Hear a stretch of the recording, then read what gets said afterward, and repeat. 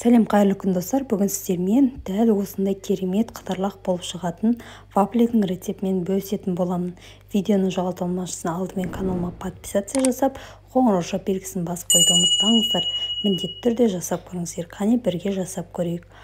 Алдымен бөлме температурасында сары майымызды салып, оның үстінен шекерімізді салып, екеуін жақсылап миксермен шекеріміз бен майымыз ерігенше араластырып алатын боламыз.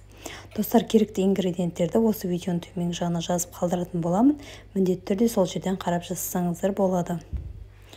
Дәл осылай сары май мен шекерімізді жақсылап араластырып алғаннан соң, оның үстінен 5 тына жұмыртқамызды жарып салып, тағы да миксерлейтін боламыз. Достар, өте дәмі керемет болып шығады. Міндетті түрде жасап көруге кеңес беремін. Қытырлақ болып, дәл магазиндегідей болып шығатын болады. Міндетті түрде жасап көріңіздер.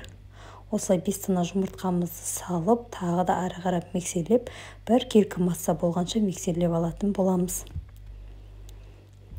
Осылай дәл осындай масса болғаннан кейін, көпіршіктеніп шыққаннан кейін, үстінен еліктен өткізілген ұнымыз аз-аздан сала отырып, осылай миксерлеп алатын боламыз. Жақсылап түйіршігін қалдырмай әдемілеп миксерлейтін боламыз. Дәл осылай миксерлеп дайындап алғаннан соң, дәл осындай бізде масса дайын болып шығады. Достар, міндетті түрде жасап көріңіздер. Дәмі деген өте керемет болып шығады. Разрыхитель, пищевая сода, онда ештеңе қосудың қажеті жоқ. Дәл осындай масса болғаннан кейін, осылай вафельница, мендегі бұл 5 жыл алдын алынған вафельница.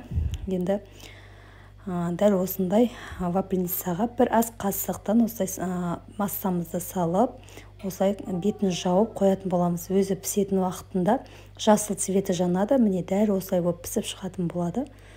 Осылай шанышқының көмегімен алып, сразу ыстық кезінде орап алуымыз керек. Себебі ыстық кезде орамасақ кейін қатайып қалады, сонан соң оралмай қалады. Дәл осылай пісіп шыққан кезде сразу орап, барлық жерін бірдей етіп орап дайындап алуларыңыз керек. Не болмаса арнайы өзінің қалыптары бар, орайтын дөңгелек етіп, сондай қалыптармен орап алсаңыздар да болады. Дәл осылай дөңгелектеп ұзынша етіп орап дайындап аламыз. Осымен біздің вафлилеріміз дайын. Егер де рецепт ұнаған болса, лайк басып, комментарий бөліміне өз ойларыңызды жазып қалдырсаңыздар болады. Назарларыңызға рахмет. Міндетті түрде видеоны жоғалтылмас үшін каналыма подписация жасап, қоңырау белгісін басып қойды ұмытпаңыздар. Назарларыңызға рахмет. Сіздермен бірге болған Алмагүл.